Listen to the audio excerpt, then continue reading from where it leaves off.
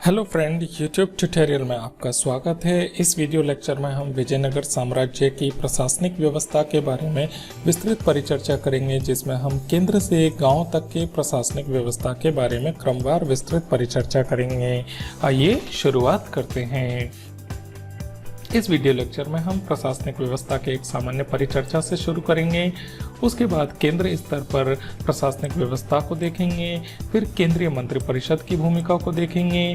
प्रांत के स्तर पर प्रांतीय शासन को देखते हुए हम ये देखेंगे कि विजयनगर साम्राज्य के प्रशासनिक व्यवस्था को महत्वपूर्ण बनाने वाले दो महत्वपूर्ण तत्व थे। एक था न्यायकर व्यवस्था, दूसरी थी आयकर व्यवस्था। इन दोनों व्यवस्थाओं के बारे में हम परिचर्चा करते हुए आगे बढ़ेंगे। अंत में हम स्थानीय प्रशासन के विषय में भी परिचर्चा करेंगे। आइए एक एक करके हम बिंदुवार विषयों को समझते हैं। विजयनगर के शासकों के मस्तिष्क में राज्य का स्वरूप बहुत ही साफ था। राजनीति पर अपनी पुस्तक में कृष्णदेवराय ने राजा के लिए लिखा है कि ए राजा, तुम्हें बड़े ध्यान से यथाशक्ति सुरक्षा और दंड का काम करना चाहिए। उसमें अपने देखे सुने की अवहेलना नहीं करनी चाहिए। वह राजा को कहता है कि प्रजा पर उदार होकर अर्थात लिबरल होकर कर लगाना चाहिए।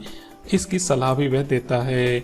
विजयनगर साम्राज्य में राजा की सहायता के लिए एक मंत्रिमंडल होता था, जिसमें राज्य के श्रेष्ठ विद्वान होते थे। साम्राज्य राज्यसम या मंडलम और उसके अंतर्गत नाडु, स्थल और ग्रामों के विभिन्न स्तरों पर विभक्त था। विजयनगर साम्राज्य के केंद्रीय व्यवस्था अर्थात केंद्रीय प्रशासन का स्वरूप कैसा था, आइए देखते हैं। विजयनगर साम्राज्य की शासन पद्धति राजतंत्रात्मक अर्थात राजा के शासन की व्यवस्था थी। राज्य और शासन के मूल में राजा होता था, जिसे राय कहा जाता था। इस काल में प्राचीन राज्य की सप्तांग विचारधारा का अनुसरण किया जाता था। राजा के चुनाव में मंत्री और नायकों की महत्वपूर्ण भूमिका होती थी। राज्याभिषेक के अवसर पर दरबार में अत्यंत भव्य आयोजन होता था, जिसमें नायक और जनता के प्रतिनिधि शामिल होते थे। राजा के बाद महत्वपूर्ण पद युवराज का होता था। बड़ा पुत्र या राज्य परिवार का कोई भी योग्य पुरुष को युवराज घोषित किया जाता था। विजयनगर में संयुक्त शासन की पद्धति भी दिखाई देती है। हरिहर प्रथम और बुक्का प्रथम इसके उदाहरण रहे हैं। विजयनगर शासन काल में महत्वपूर्ण संरक्षकों की भूमिका भी नजर आती है, जिसमें वीर नरसिंह, नरसा नायक, राम राय आदि आते हैं। कालांतर में यही संरक्षक विजयनगर व्यवस्था में पतन का एक महत्वपूर्ण कारक भी बनते हैं। विजयनगर के शासकों ने अपने व्यक्तिगत धर्म को प्रजा के ऊपर कभी नहीं थोपा। उन्होंने अपने शासन के स्वरूप को सहिष्णु बनाए रखना। केंद्र स्तर पर एक मंत्रिपरिषद होती थी। मंत्रियों का चयन आनुवांशिकता की परंपरा के आधार पर किया जाता था। मंत्रिपरिषद के मुख्य अधिकारी को प्रधानी या महाप्रधानी कहा जाता था। इसकी स्थिति प्रधानमंत्री जैसी होती थी। वस्तुतः इसकी तुलना हम मराठा शासनकाल में पेशवा के साथ कर सकते हैं। यह राजा और युवराज के बाद अत्यंत महत्वपूर्ण अधिकारी होता था। मंत्रिपरिषद की कुल सदस्य संख्या 20 होती थी। मंत्रिपरिषद के अध्यक्ष को सभानायक कहा जाता था। कभी कभी प्रधानमंत्री भी अध्यक्षता करते थे। केंद्र में दंडनायक नाम का एक उच्च अधिकारी होता था। दंडनायक का अर्थ होता है प्रशासन का प्रमुख, सेनाओं का नायक। दंडनायक को न्यायाधीश, सेनापति, गवर्नर या प्रशासकीय अधिकारी आदि का कार्यभार भी सौंपा जा सकता था। केंद्र में एक सचिवालय होता था, सेक्रेटरीट, जिसमें विभिन्न विभाग होते थे। इन विभागों को रायसम या सचिव या कार्निमिक या अकाउंटेंट जैसे विभिन्न पद होते थे। रायसम को राजा के मौखिक अधिकारों को लिपिबद्ध करना होता था। अन्य विभाग में अन्य अधिकारी माननीय प्रधान, गृह मंत्री, मुद्राकर्ता, शाही मुद्रा को रखने वाले अधिकारी आदि होते थे। प्रांतीय प्रशासन विजयनगर साम्राज्य का विभाजन प्रांतों, राज्य या मंडल में किया जाता था। कृष्णदेवराय के शासनकाल में प्रांतों की संख्या सर्वाधिक 6 थी। प्रांतों के गवर्नर के रूप में राज परिवार के सदस्य या अनुभवी दंडनायक की ही नियुक्ति की जाती थी। इन्हें सिक्कों को प्रसारित करने, नए कर लगाने, पुराने करों को माफ करने, भूमि अनुदान करने आदि की स्वतंत्रता प्राप्त होती थी। प्रांतों को मंडल को कोट्टम या जिलों में विभाजित किया जाता था। कोट्टम को वलनाडु भी कहा जाता था। कोट्टम का विभाजन नाडुओं में हुआ होता था, जिसकी स्थिति वर्तमान के परगना या तालुक के जैसी होती थी। नाडुओं को मेलाग्राम कहा जाता था। एक मेलाग्राम के अंतर्गत लगभग 50 गांव होते थे और गांव को उर या ग्रामों में विभाजित किया जाता था।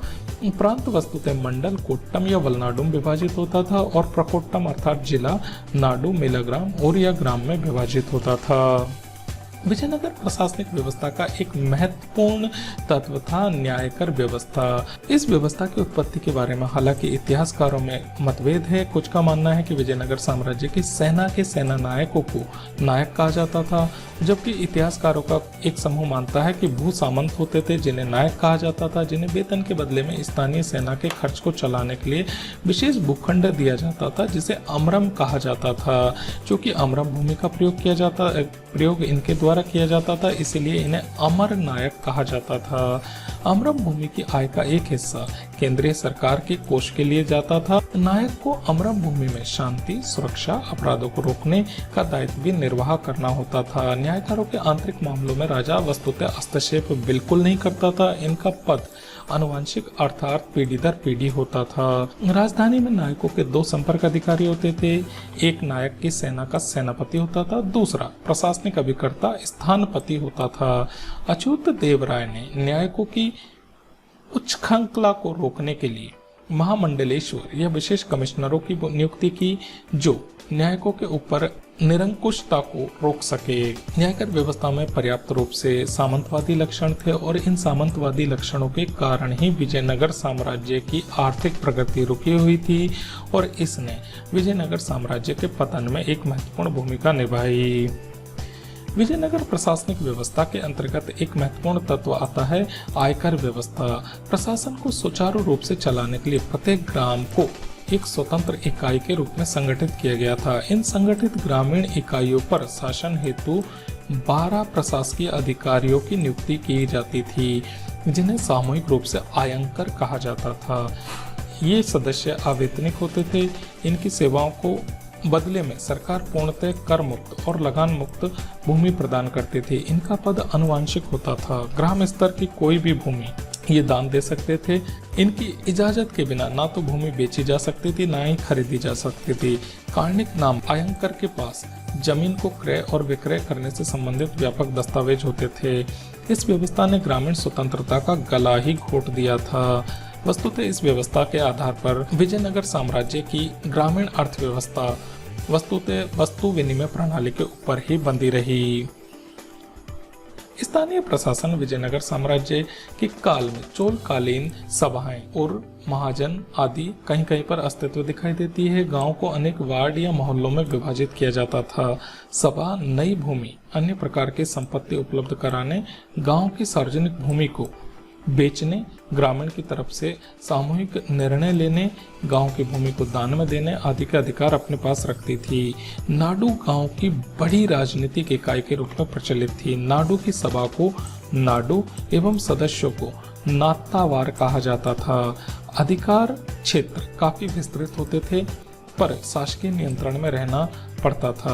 विजयनगर के शासनकाल में इन स्थानीय इकाइयों का वस्तुतः पतन भी हुआ। सेनेटोआ गांव के आय व्यय की देखभाल करता था। तलरी गांव के चौकीदार को कहते थे।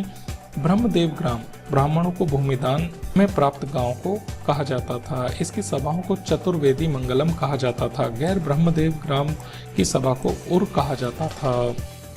इस वीडियो लेक्चर में हमने विजयनगर साम्राज्य की प्रशासनिक व्यवस्था को केंद्र से लेकर ग्रामीण स्तर तक समझा। Thank you so much.